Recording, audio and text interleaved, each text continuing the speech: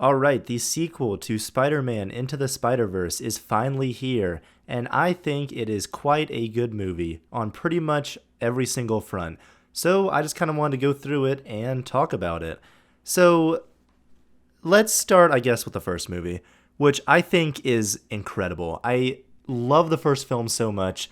It obviously has had a very significant impact in Hollywood with the visual style, the way it kind of did the 2D animation over the 3D CGI animation, animating on twos, animating on ones, kind of switching it up depending on what was going on the scene. It did all of this super well. Great performances, and most importantly, it hit on what it means to be Spider-Man in such an interesting way. It took like this idea of the multiverse and of the Spider-Verse, quote unquote, and kind of applied it to the audience's perception of the character of Spider-Man. It did this super well with the like direct contrasting of the two Peter Parkers. The original 1610 Parker, the blonde one played by Chris Pine, is obviously supposed to be this very idealized, perfect, quote unquote, version of Spider-Man who's done everything right. He dies in that movie, and then we're shown Peter B. Parker, who is more what I know a lot of Spider-Man fans kind of consider to be a pretty definitive or great version of that character, who's older, he's flawed, he makes mistakes, but he's also still very Peter Parker-esque. He still has that determination. He still has that will. He has that humor. And it did this super well, and it did all of this by bringing in the other people too, and setting up this origin story for Miles. And I think Spider-Verse, the first one, is such a like pitch perfect screenplay when it comes to structure, when it comes to that second act low point, when it comes to Miles having that triumphant moment where the leap of faith scene, all of that stuff. And it was just so funny. It was such a nice surprise. I don't need to talk about this movie anymore because it's been discussed plenty over the past few years. Everyone knows that it's very, very, very good. And probably, depending on the day, I would say the best Spider-Man film. I love Spider-Man 2, but there's a couple things that I think Spider-Verse just has over it. Either way, don't need to compare them too much. I love the movie. Moving into the sequel, I was super, super excited. And when this film starts out, we are directly thrown into Gwen's universe, which is Earth 65, I believe, which is the same one as in the comics. And you can instantly tell when this movie starts how much of a like insane step up it is in terms of the visual storytelling from the first film. As soon as she like quits the band, she leaves, she walks out, we're shown her entire universe, and it's very accurate to the art style of the book. I haven't read that book in, years. That was like the original Spider-Verse comic event in like 2014 or 15 or whenever that was. But I do remember seeing that distinctly, and I was like, that's such a unique style. I didn't really care about the character that much, but I thought that it looked visually cool.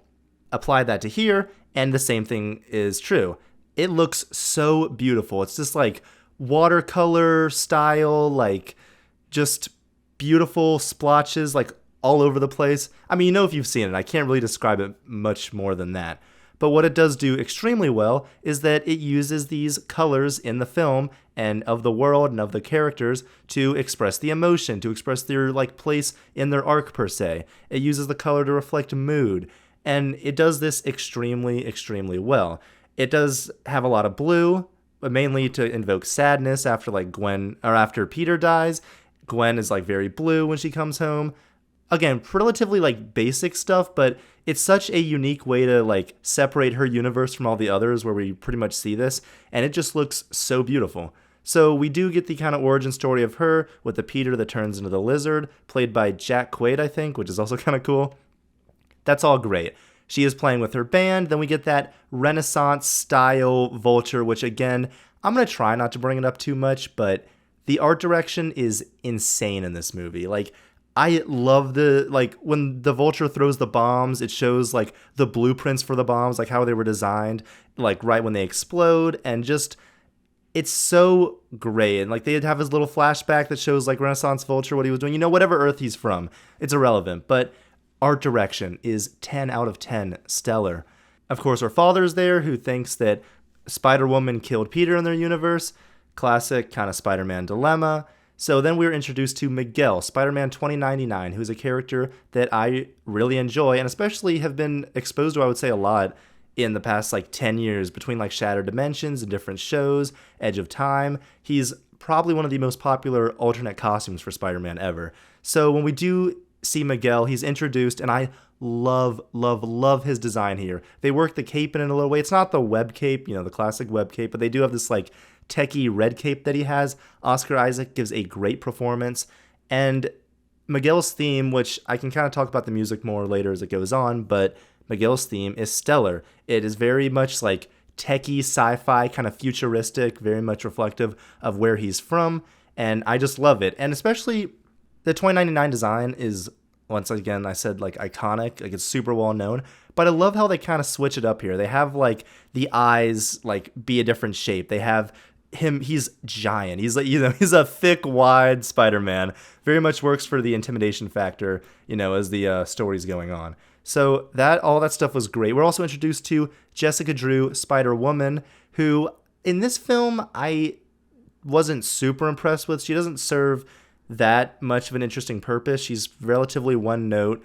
I do like her design, I will say, and she's pregnant, taking, a cue from that one, at some point there was that Spider-Woman book where she was pregnant. So yeah, she was fine. She serves her purpose in this movie, but I am kind of hoping we get a little bit more with her. But just that entire introduction scene in Gwen's universe I thought was stellar. They continue the like little comic style info boxes at the bottom. Gwen introduces like the drumming part from her band, which once again, I love when like the personal life stuff gets worked into the superhero life. Like, especially when it comes to Spider-Man, for a very like, relatable, grounded hero like that, which is also something that the first film did so well by incorporating Miles's art into like the Spider-Man suit at the end. And like he's going around, he lives the little, courtesy of friendly neighborhood Spider-Man, but it's in his like art style. Just that kind of stuff. And they once again work that in with Gwen's music interest and drumming interest in this film. So that's all great. Gwen's dad does want to arrest her after finding out her true identity, which was also kind of a nice like subversion. And Gwen decides to ditch her dad because she doesn't really have anything left for her in this universe if her dad isn't, going to be open to her. And she decides to go join Miguel and Jessica Drew's Spider team. And that is our kind of cold open, which I all thought, again, was just very, very good. I will say, a lot of people said they had like sound mixing issues during this opening. There were a couple points where I thought I was like, I don't know if I can really hear exactly what she's saying, but my like theater was pretty loud, so I didn't have like too many issues with that. I did have one big kind of sound mix issue, but that came later in the film. We do catch up in Earth 1610 again. We meet up with Miles as he's introduced to the Spot. Now, Jason Schwartzman as the Spot, when they announced that casting, I thought that sounded perfect. And it's exactly as I like could have imagined it. The Spot is, I think, such a cool character, relatively obscure, but I mean, I feel like most people that are aware of the Spot, if it isn't from the comics, it's from that episode in the 90s show. So I really enjoy how he was portrayed here. I love his kind of goofiness at the beginning, and then he slowly starts, evolving throughout the film. And especially at the beginning, I thought he served his purpose very well.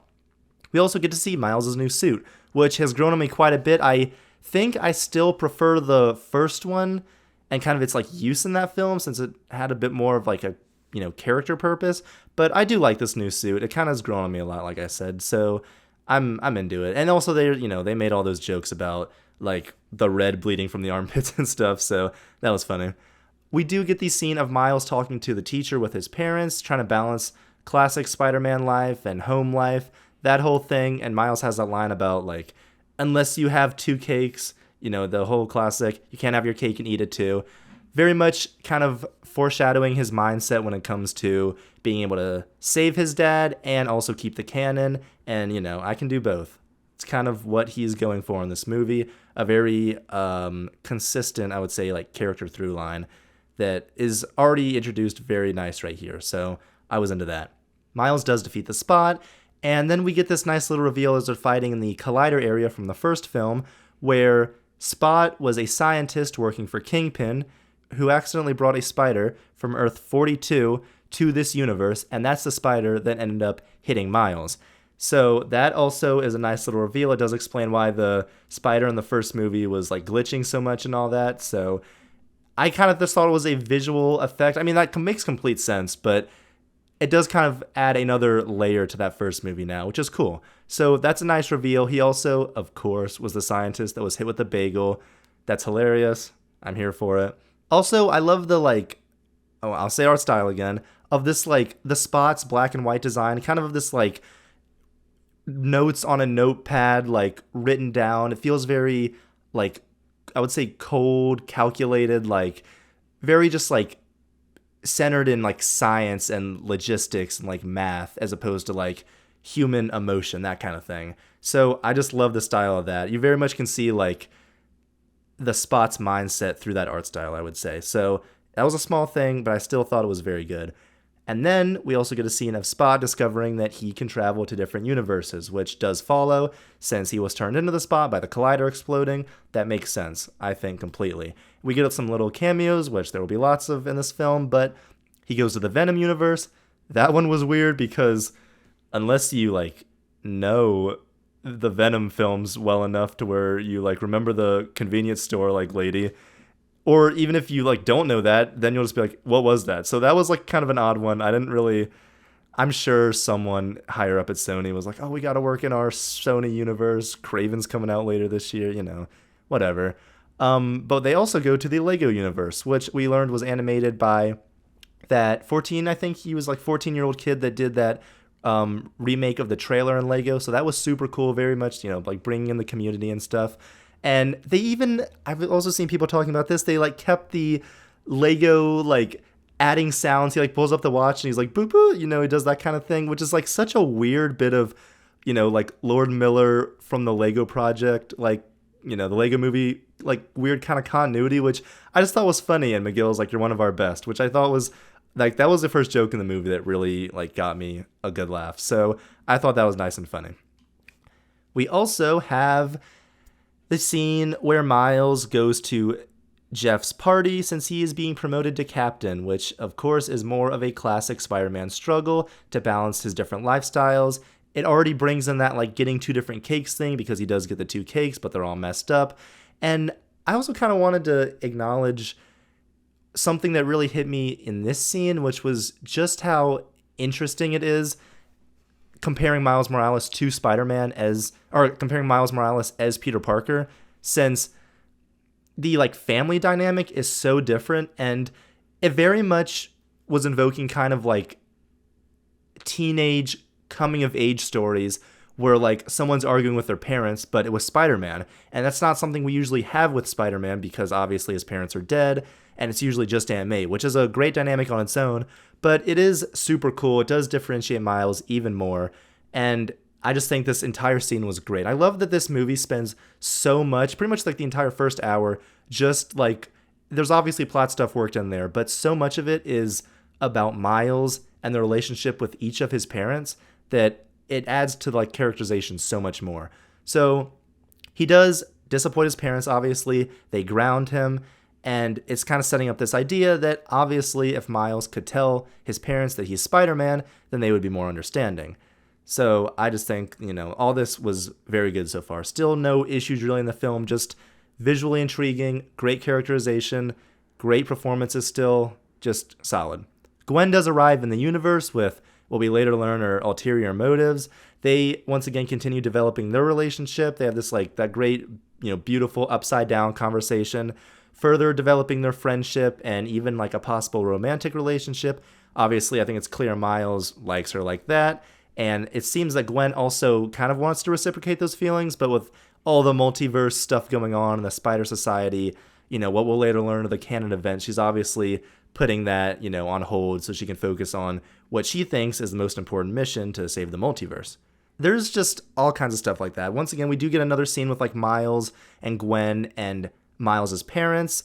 And I also want to acknowledge this moment because what I think these films do so well, especially through the humor, is they ground all of it in these like very like incredibly human moments, which I know is kind of hard to describe. I'm like, the thing that I was thinking of is when they're all doing that conversation and Gwen's like, you know, talking about why she left her sweatshirt in Miles's room or whatever. She's like, oh, I forgot to get my steps in. And the way it's animated is so energetic and so like, I thought it matched the performance so well. And that was such a like charming little moment that I was like, that's something that like a human character would do, but it also feels like it is perfect in the medium of animation. It's like such an overly animated almost moment, but it's so like it fits so well. And I thought it like added to characterization for her. It like gave her a bit more of a personality. Like it wasn't even a huge thing, but I just thought this moment like stood out. I thought it was so cute and cool, and I loved it.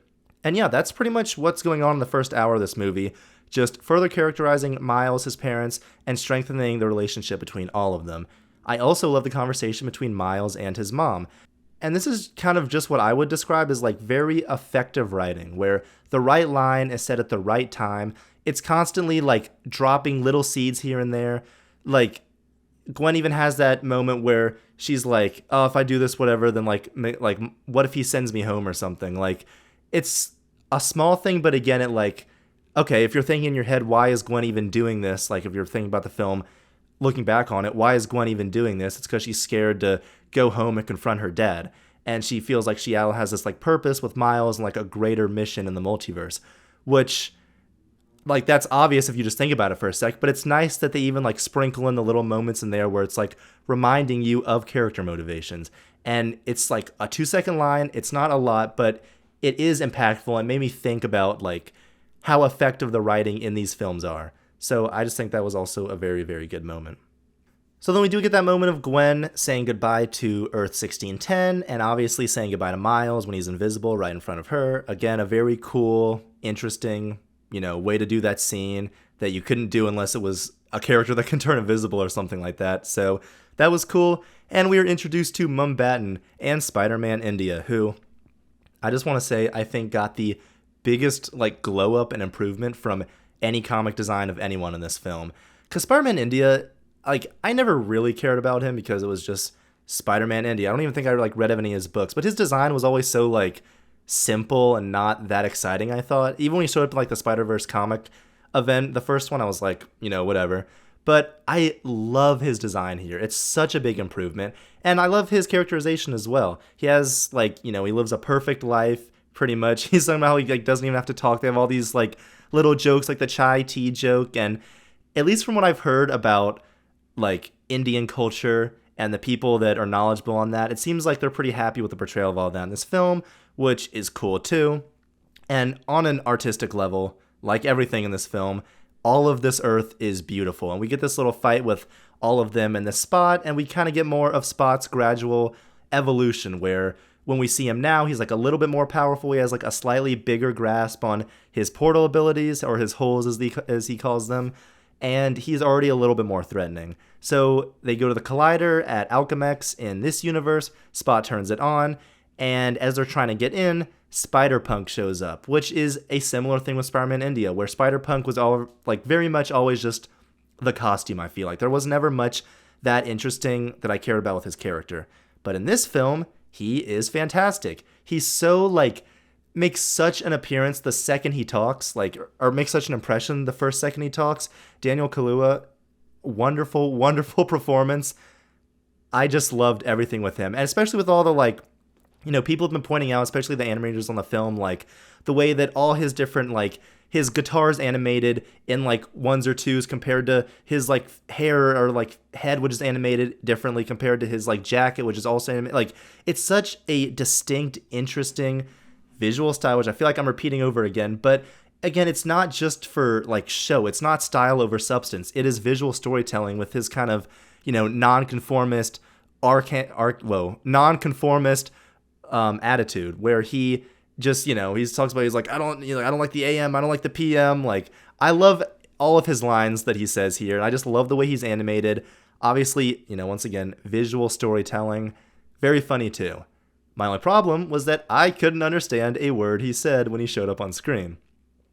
All I heard was a bunch of kind of like mumble stuff. I heard the line about like I don't even remember which the line was that I heard, but I remember I like finally heard one line, or it was the one where he's like, I'm not going to show you my face, because there was like, I think it was relatively quiet when that happened.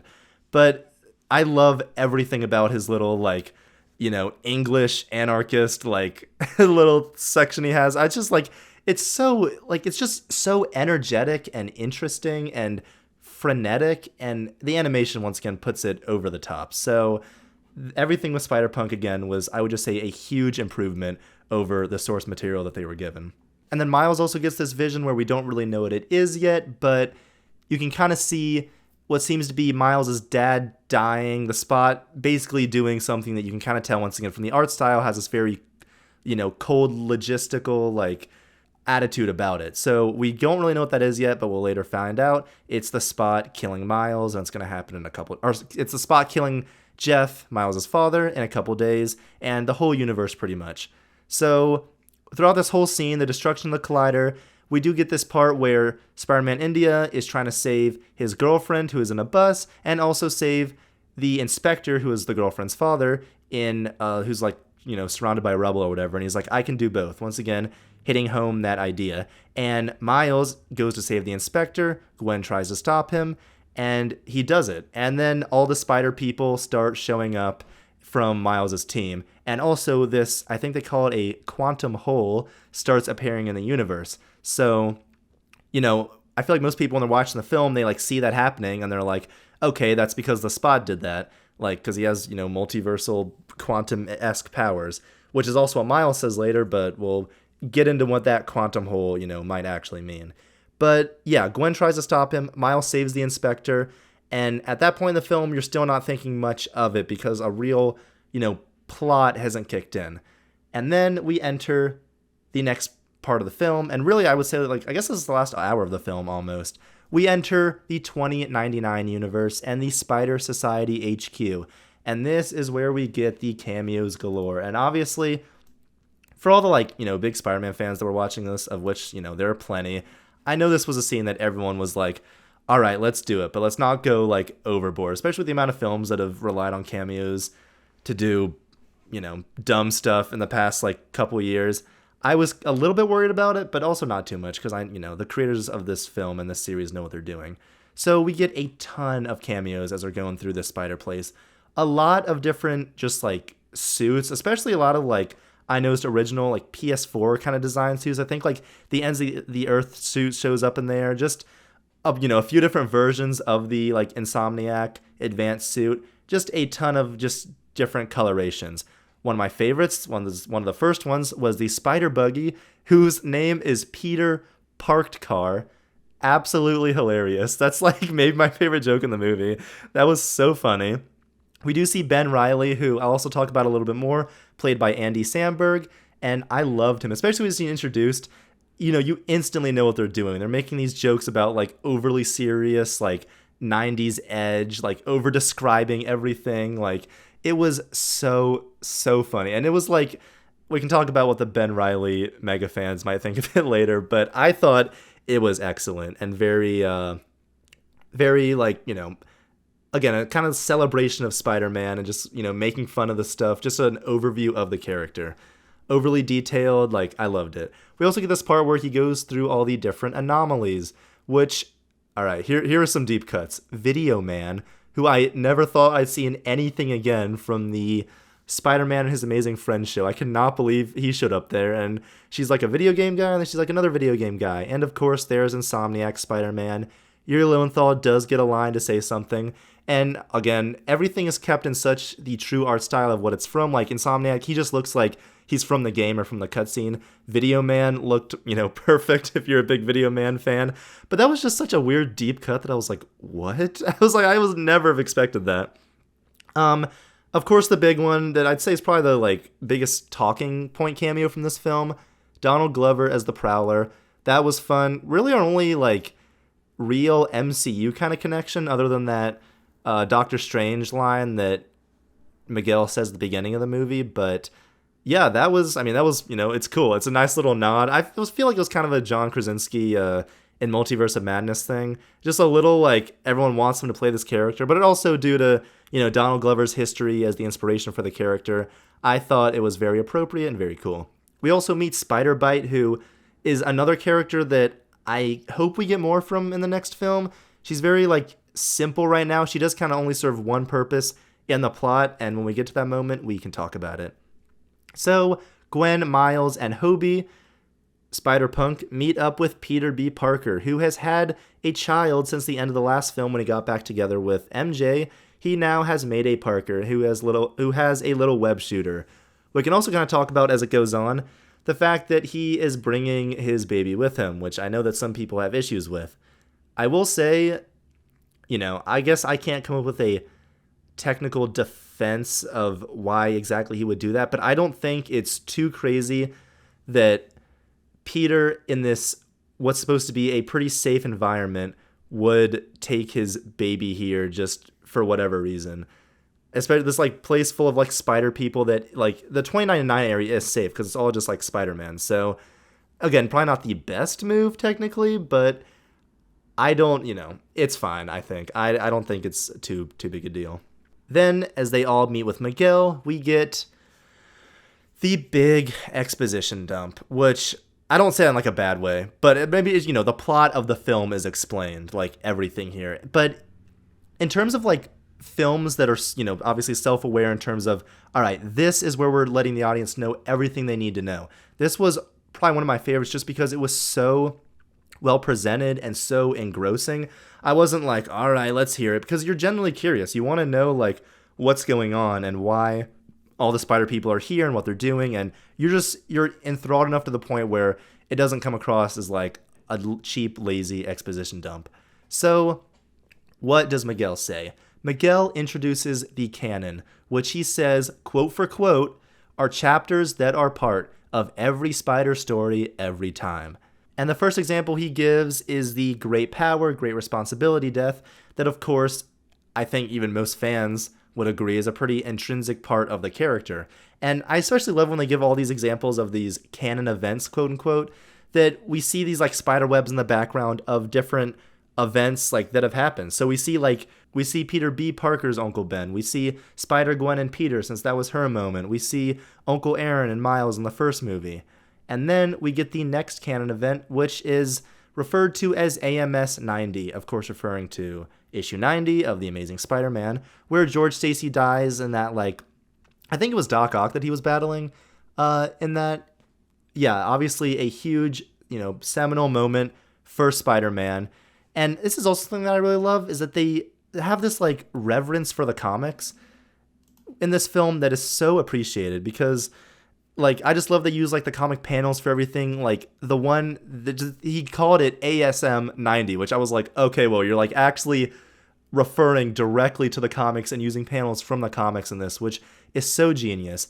And who do we get to first demonstrate the canon event of ASM 90? None other than Spectacular Spider-Man, which I just gotta say, that is one of my favorite shows of all time. It's probably my favorite Spider-Man adaptation. I think Josh Keaton is the perfect voice of Spider-Man. I love him in Shattered Dimensions.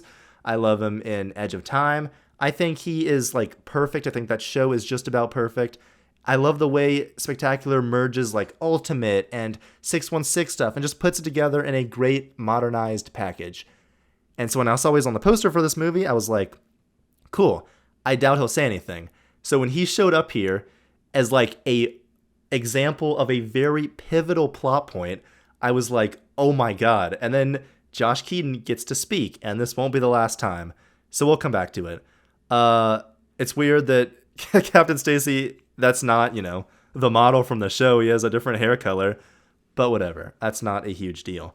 I also just like that to give examples of these canon events, they could have just used the great power, great responsibility. They could have called it death of the uncle or whatever, whatever they wanted to come up with. But I love that they used the Captain Stacy death as one, because that is such a pivotal part of Spider-Man that isn't really talked about now, that has never been adapted other than the first, TASM movie.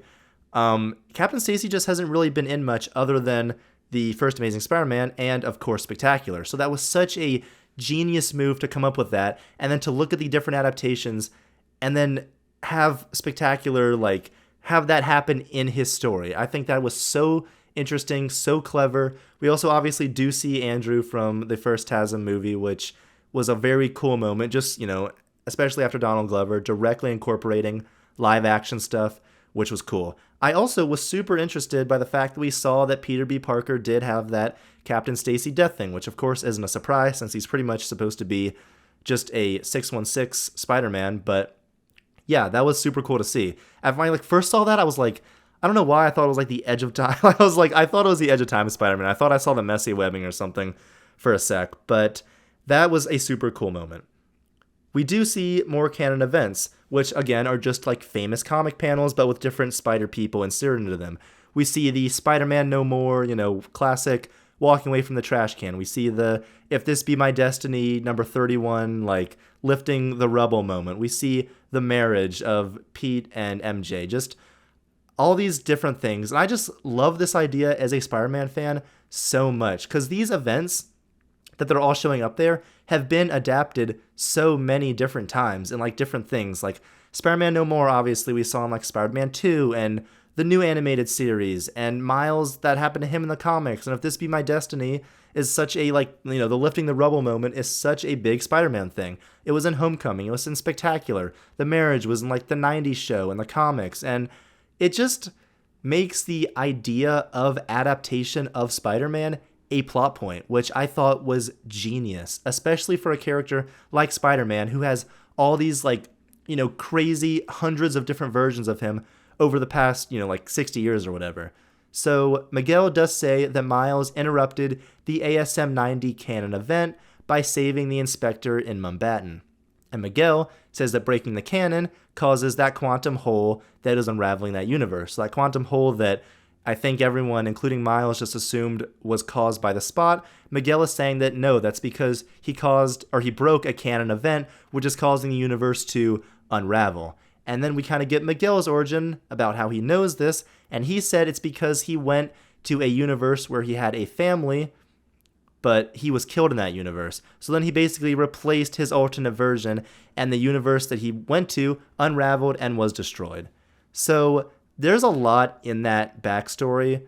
We can kind of talk about this more later, but, the stuff with Miguel doesn't make complete sense, and I'm sure we're going to learn in the next movie that he's, hiding stuff or lying to an extent, but we just don't know all the details. And yeah, Miguel is saying that he broke canon in that universe, which is what caused, the unraveling, the disintegration to happen. We even see in the flashback, Peter B. Parker was there, so he saw when that universe was destroyed.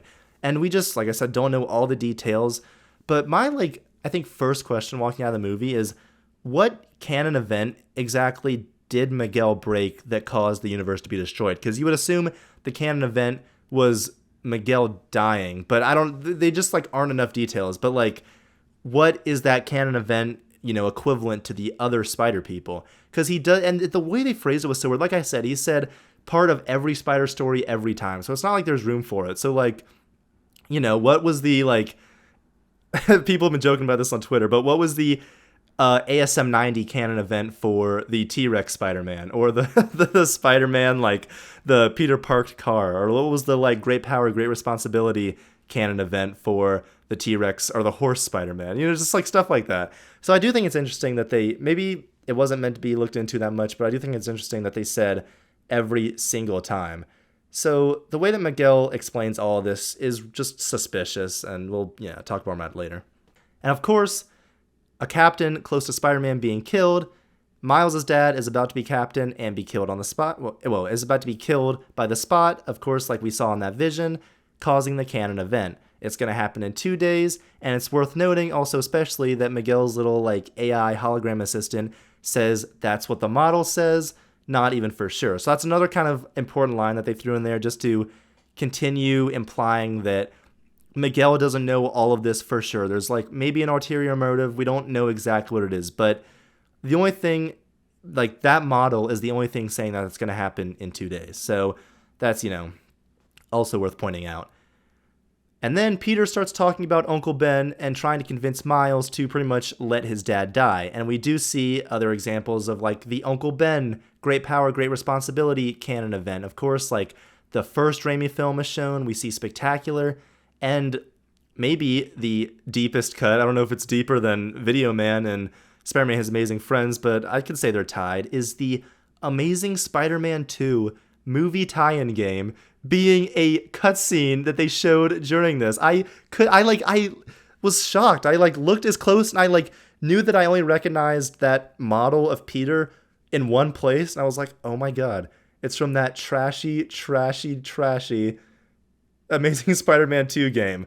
And I was like, what? So that was again a really fun moment and just like a really like one of my favorite cameos, quote unquote, that I've ever seen. But again, I love that it's all in service of the plot. Like there's a reason that they're there. It's to demonstrate like what these canon events are to Miles. So it was super cool. All the other Spideys start showing up, like the tension starts rising.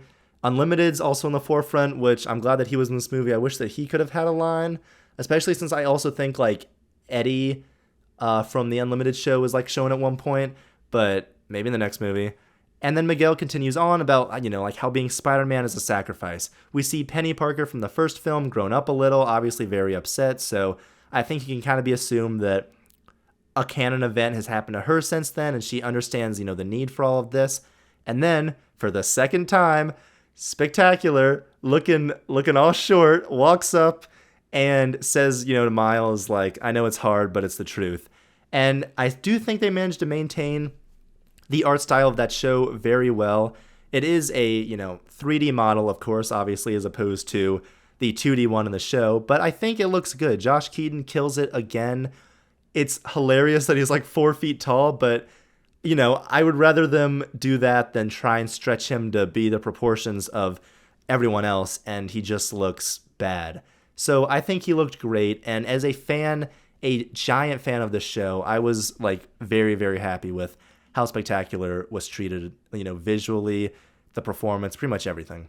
So Miguel traps Miles. Miles escapes with his like venom abilities and a little advice from Hobie, which was cool. And we get that big chase of all the spiders chasing Miles that have been in all the trailers. Which, speaking of, that second trailer gave away way, way too much of the movie. I like saw that trailer and I was like, that seems like it gave away a lot, but maybe, I was like, I'm sure they have more to show. But they like, other than the last like 15 minutes of the movie, they really, I don't think did. Like that, like I'm gonna do my own thing part is like a pivotal part of the movie, and I wish they hadn't put it in the trailer. But before we get into this chase, I just kind of want to talk about like this idea of these canon events and why I love all of this from a plot perspective and like a meta sense too, because that's what these films do so well, is that they craft these plots and these thematic ideas that say something about the fictional character of Spider-Man in our world. Like the Marvel character of Spider-Man in our world. They're able to like take these ideas in the film where Spider-Man is real and like apply them to us. Like this movie is very much a statement on every single different version of Spider-Man that exists in the multiverse in their world, but in every single comic, movie, show, game, any Spider-Man media, anything in our world. Miguel is very much a statement on the, essential parts or canon events, quote unquote, that need to be there as a Spider-Man adaptation. Which, like I said, I assume we'll find out isn't a real thing, especially with what happens with Gwen's father at the end of this movie. But it kind of has this idea of like, there isn't a checklist or like criteria for someone to be Spider-Man or an, accurate Spider-Man adaptation. Everyone is like someone's favorite, and every single one brings like value as a version of Spider-Man. And that's the way it should be. And that is what's so cool about superheroes as like, their modern day mythology. Like just like the Greek tales and epics that have been constantly adapted into different movies and plays and, like musicals and stuff like over and over and over again. Like you can have a million versions of the same tale and the same characters. And just like how many of the most popular superheroes today were created in like the 60s and the 70s, it hasn't been that long, but it's been a while. Like these characters have been going on, and they're, you got to reinvent stuff every once in a while. You got to like come up with new takes on these characters. Even ones like, Captain America or like Namor, like whoever's like been around for like the 40s or the 30s, like a long time. And every year there's a new version of plenty of these characters. Spider-Man especially has countless versions, and in this vast multiverse of adaptations, it's silly to have this kind of idea that like this one's not Spider-Man because an alternate version of this one event that we've come to expect didn't happen. Which, kind of going back to it, is why I love all of the super deep cuts. Because it kind of I don't want to say legitimizes, because I don't think, you don't need a piece of media to legitimize your like favorite character of something, but it like actually showing them in this movie does legitimize them to an extent and like further hit home the idea. And it just feels like a celebration of the character of Spider-Man.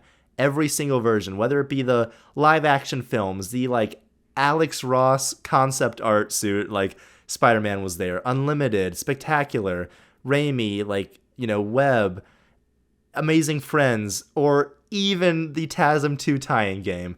Like, they went all over the place with this idea of like different Spider-Man adaptations pretty much all having value and being Spider-Man. There's not a set in stone, this has to happen, this has to happen, this has to happen way. Like, not every Spider-Man has to conform to that to be a legitimate part of the Spider-Verse, which is such a cool idea, especially for Spider-Man, who has a like, such a, I'll say, vocal fan base that is constantly arguing and debating over different versions of the like, I've never seen a character with more like, all right, people debating the ethics of this one thing Spider-Man does in Spider-Man Unlimited from 1999 compared to the way he does this stuff in this one game cutscene from 2012. Like, Spider-Man fans pick and pull from all over the place because they love the character, and they just, it's interesting and it's, worth engaging in discussion over. So again, I really liked all of this.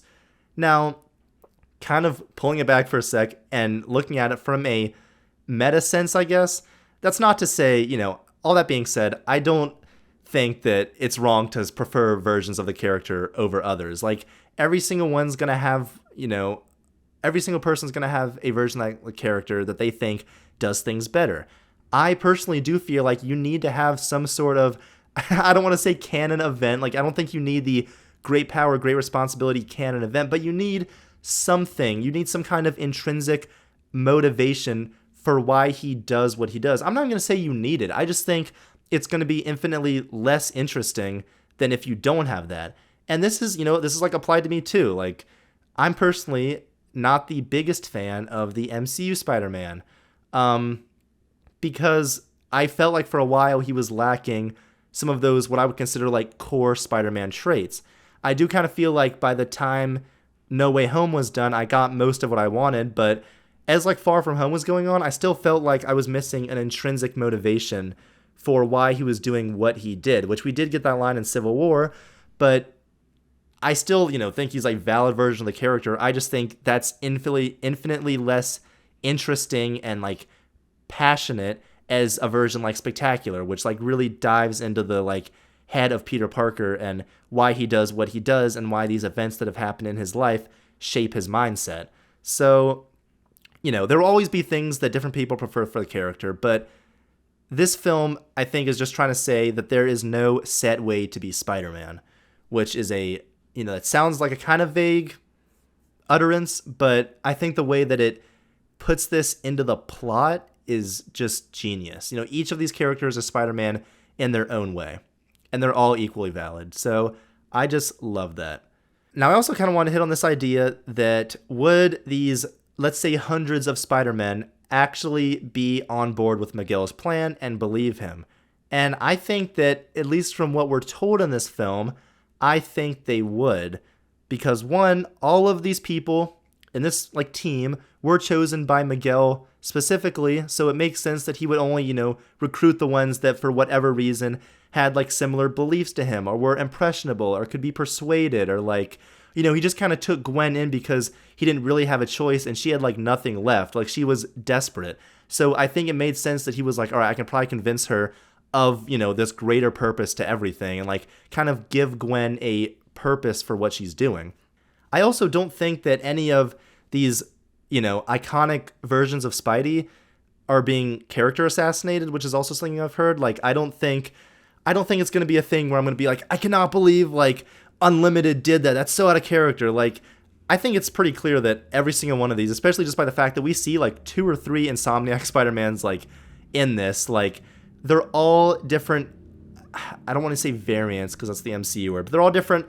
They're different versions. Like, the Spectacular in this movie is not obviously the exact one from the show. Like, I think it's fair to say that There's a version of Spectacular, there's a version of Unlimited, there's a version of Insomniac out there in the vast, infinite multiverse that after all these tragedies that have happened in their life could be convinced that what Miguel's saying is true and follow him. All the Spider-Men are just like trying to put some purpose and meaning behind all of their like insane amount of loss and just like put some meaning behind it. And I think that's such an interesting and kind of like tragic way to look at it. I think someone, especially like the Spectacular that were shown during the Canon events, who lost his parents, he lost Uncle Ben, he's gone through some real like trauma in that show. He might have even, lost Gwen, and he lost Captain Stacy, who were shown in that show as like, he knows he's Spider-Man, he's like close to him. Whoever else that's like very young like that, I think they could be persuaded that all of this loss in their life has a bigger meaning, which is something that like Josh Keaton was saying, which I think he articulated it well, that like all these Spider-Men are looking for a meaning to all this like tragedy that they've had to endure. Especially since like the idea of Uncle Ben dying, all the Spider-Men, agree that leads to like a greater good concept. Like that's an idea that's there. Even something, No Way Home's not really that. It's more like in No Way Home, they're like take the death of that already happened and like make it mean something, which I do think is kind of different than letting someone die. But even like, Peter letting Aunt May die in Spider-Man PS4 to like save the multiverse. Like, I don't think it's crazy overall, to not ramble too much because I feel like I'm going on. I don't think it's crazy that plenty of Spider-Men could be convinced that there is a greater cosmic meaning behind all of their trauma. And just like Miguel, if they are all passionate and truly believe that breaking these canon events causes the multiverse to end, then yeah, they would be chasing Miles down. They would be fully on board with this because that's, what needs to happen. They need to save all these people. They need to save the multiverses. Very, very long-winded tangent aside. After that, Miles is escaping. He has a brief conversation with Peter. Peter kind of admits that he had Mayday because of Miles and because of how much of an inspiration Miles was in the first film. And he tries to convince Miles pretty much that although bad things happen, good things happen too, like Mayday. And there was a very like sweet scene between the two. Now, I also was thinking about this. I suppose he also should be kind of viewing the situation like Miles is an anomaly, which he does know. And if this anomaly didn't happen, then I wouldn't have gone back together with MJ and had a child. Like, you can kind of go with this like circles thing back and forth. But point being, Miles wasn't meant to be. Like, Miles Morales Spider-Man wasn't meant to exist. And since he did, Peter, like, all these good things happened to him because of it. So, that's, I guess, a way of that he could look at it and view that these canon events aren't, anomalies aren't a bad thing per se, because it gave us Miles and it gave Peter Mayday. Anyways, we do get the train scene where, yeah, like I just talked about, Miguel tells Miles that he's an anomaly since the spider that bit him, as we already know, was taken from Earth 42, which means that Earth 42 has no Spider-Man.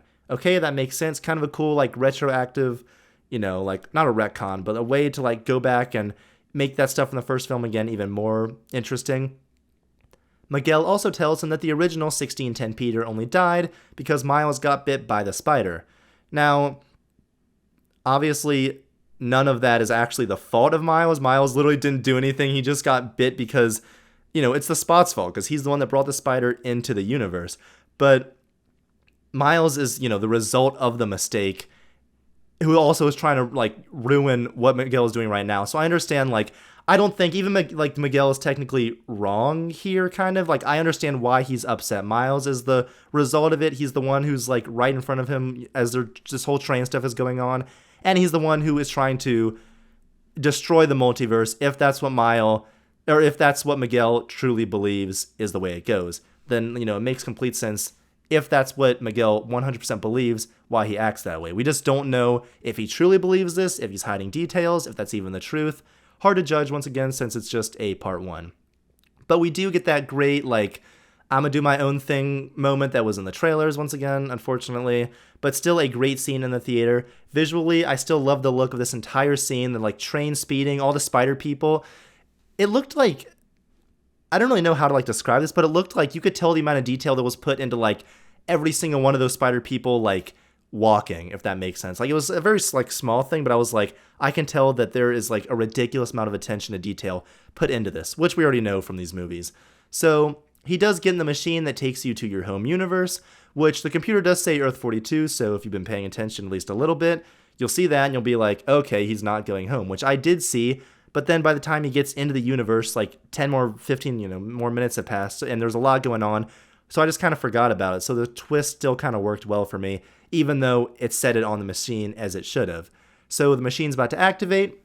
Spider-Bite sees Miles and decides not to press the button and let him go home. Now, obviously, from her perspective, she just sees like a scared kid, and she just, I guess, was convinced by him. But we also didn't see much of Miguel being like, she sees Miguel like, ripping open the thing trying to get into him. So I guess like she just felt bad for him, and like, I just think that like that was a moment that, compared to the amount of depth going on with pretty much all the other characters and their like motivations, that was a moment that felt very like I don't know, it's like we need another spider person that's on their side, even though there wasn't anything to really make her like feel that way, if that makes sense. It makes sense that someone, I think, would see the way that Miguel is acting and decide to help Miles, but I think I don't know, for that to like fully be as, make as much sense, I guess, as I would like it to, I feel like I would have needed a little bit more. But again, she has like 2 lines in the movie. She's a very, very, very side character, and I don't think it's not really that big a deal. I just don't know if that character needed to be in the movie at all, I guess. So after Miles leaves, Gwen starts questioning Miguel on if he even really knows what happens if you break the canon. And of course, after how hard Miguel was like pushing Miles and like trying to attack him pretty much, she's starting to question him, and they send her back to her universe. So Miles is sent back to, once again, what most viewers would probably assume is Earth 1610. But if you just look visually, I mean, it's completely different to what we've seen in this movie and in the first one. It's all like green and evil, evil looking. It has this like depressing, kind of like sick look to it. Also, we get, during all this like people going back to home universes, we get a look at MJ and Peter's home life with, of course, Mayday. And I really, really loved this scene. MJ has this line about how there's like no playbook for raising Mayday or for being Spider-Man. And of course, Peter here is conflicted about his role in Miguel's team since he loves Miles. And I just love this like little moment. I love that like for this Peter Parker, like it makes sense that MJ is the one who kind of helps him come to his senses. He gets this idea, like she plants this idea in his head and kind of helps persuade him after, he would be persuaded after the way Miguel was treating Miles. In Gwen's universe, we also get the conclusion of her arc with her father, where he quits his job as a cop so that it won't like conflict with Gwen being Spider-Woman. And it's a great moment. Once again, visually stunning, like everything in this universe. Very well acted. And once again, using I don't remember if it was this scene or like one of the originals. I'm pretty sure it was this scene with her dad. But once again, using the colors of the watercolor like setting to express character emotions, which is genius and beautiful. And I loved it.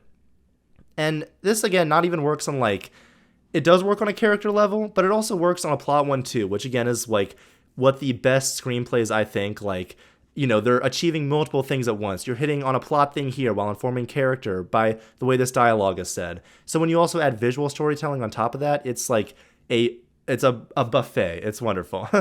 Her father, like in this scene, does embrace his personal relationship with his daughter over his job, and doing it by the book, of course, which is what he says. She's like, you always taught me to do it by the book.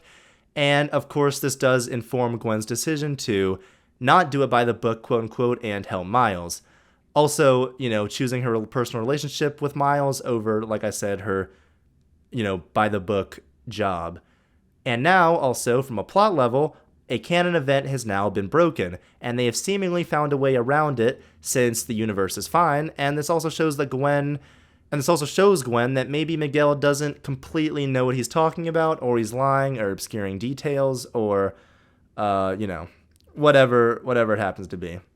So we do get Miguel, Jessica Drew, and Ben. They're all in 1610, looking for Miles, trying to track him down. More funny jokes with Ben. Like I said, I really enjoy the way they do Scarlet Spider in this. I know there are some people, I guess, that are big fans that aren't happy that he's mainly a joke, but I mean, this doesn't like take away anything from that. Like, you've still got the Ben Riley content out there that if you're into that, but like, it's trying to poke fun. They're just using it as a vessel to like poke fun at 90s comics, 90s edge. The Clone Saga is not good, and it's from the 90s. So like, at least you got him depicted visually very, very well, which is like, the like overly detailed kind of just like the way Ben Riley looks in this is perfect. So Gwen does come to 1610, takes out Ben, talks to Miles' parents, and then promises to go and find him wherever he might be in the multiverse. Meanwhile, Miles finally decides to tell his mom that he's Spider-Man, but of course this is Earth 42, so there is no Spider-Man.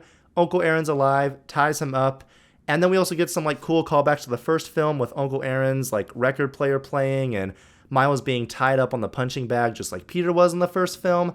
The Prowler shows up, and of course it's Earth 42 Miles, which I think as the scene was playing out, everyone expected, but it still built up tension in a very natural way with the music and just the visuals.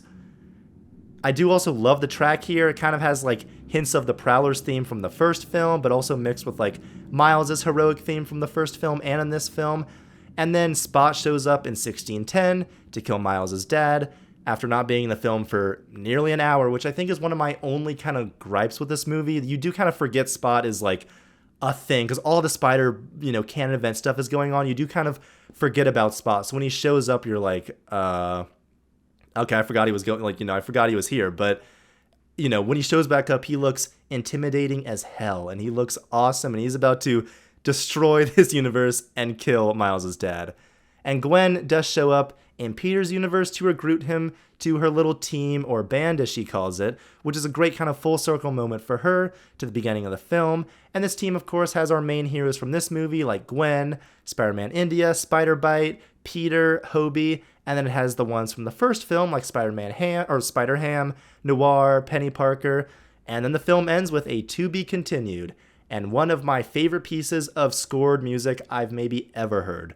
Like, don't get me wrong, obviously the visuals of this ending were beautiful as always, but that last track is like what I walked away from the film thinking about. It sounded so great. It was so like, it built so much hype, it built so much excitement. Like, very rarely do I have music like stand out that much for me. So yeah, that's the movie, and I'll see you for part 2. I'm hyped. I love this movie. And the more I've thought about it, the more I really, really love it. It just does a great job of being a sequel that doubles down on the thematic elements that worked in the first film, expands on the characters, and expands on the world.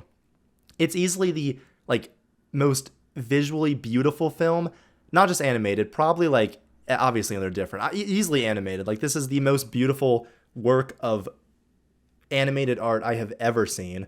The soundtrack is stellar, unique, like character themes are well implemented, performances are like fitting, they're oozing emotion, the humor is grounded in very like cute little human moments and mannerisms, the action is exciting, well choreographed. Really, I adore this movie, and I just think it's such a strong story, especially with its main plot.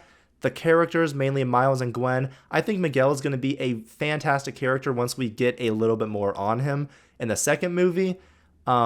And yeah, I just think, especially the thematic stuff with the, canon events in Spider-Man that I gushed about for a while, I think that's such a cool take for a Spider-Man movie, and to have it applied to the plot in the film, but pretty much make the plot like about Spider-Man adaptations, I can't get over that. I think that's so cool and so interesting, and as a Spider-Man fan, I love it. And the only downsides I really have are the downsides to having a part 1.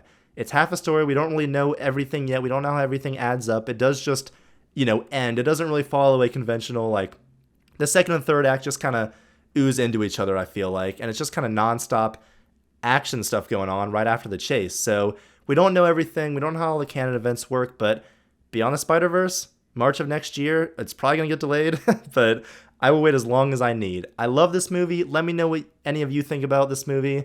And yeah, I loved it.